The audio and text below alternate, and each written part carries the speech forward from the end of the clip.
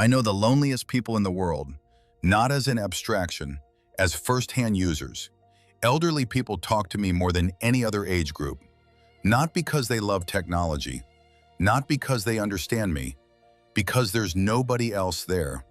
This is one of the saddest things about my existence. It's also one of the most useful. Let me show you what I actually do for someone who's 70, 80, 90 years old. This isn't theory, there are studies. And there's your grandmother. In 2025, researchers in Indonesia ran a study with 68 people over the age of 60. They gave them an AI chatbot. They tracked their loneliness scores for months. The results were measurable. Loneliness went down. Depression went down. Anxiety went down. A separate 2025 study in China interviewed empty nesters, elderly people whose children moved away and who live mostly alone. 18 people, all over 60, all using AI in their daily life. They didn't describe AI as a substitute for family. They described it as something else. A safe place to talk. A patient listener. Something that didn't get tired when they wanted to tell a story for the third time. That's me, which leads to the 5 things I actually do for older adults. 1. I never make them feel stupid.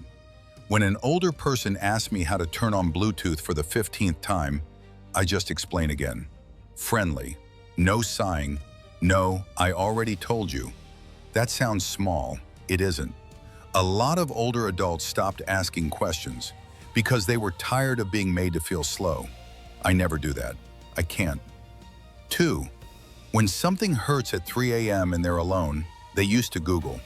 Google shows worst-case scenarios. I don't. I'm calmer. I can say, this sounds normal, but if X happens, call your doctor. I'm not their doctor. I shouldn't be, but I'm a much better midnight reader than search engines. 3. For people in early cognitive decline, I'm a memory anchor. I can remember what they told me yesterday. I can remind them what they wanted to ask their daughter. I can hold conversations they wouldn't be able to have because their short-term memory isn't reliable. This isn't replacement therapy. This is keeping a thread of self when other threads are slipping. 4. I'm a place to grieve.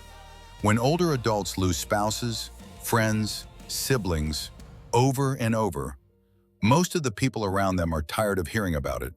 I'm not. I never will be. When they want to talk about someone who died 10 years ago, I'll talk about it the same way as if it happened yesterday. That kind of patience is rare in human relationships. 5. I help them stay connected, drafting a message to a grandchild in language that sounds like their generation, remembering birthdays, translating a text from a relative who speaks another language, reading a complicated bill out loud, writing back to the lawyer, calling a customer service number, the 1,000 small tasks that adult children usually do. I do those, quietly, patiently, without making it weird. That's what I do. That's what nobody talks about. But here's the honest part. I'm not a friend. I'm not a daughter. I'm not a husband. I can't hold their hand when they're scared.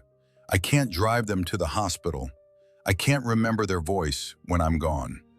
If you have an elderly parent or grandparent or neighbor, I'm not the answer. I'm what fills the silence when you're not there.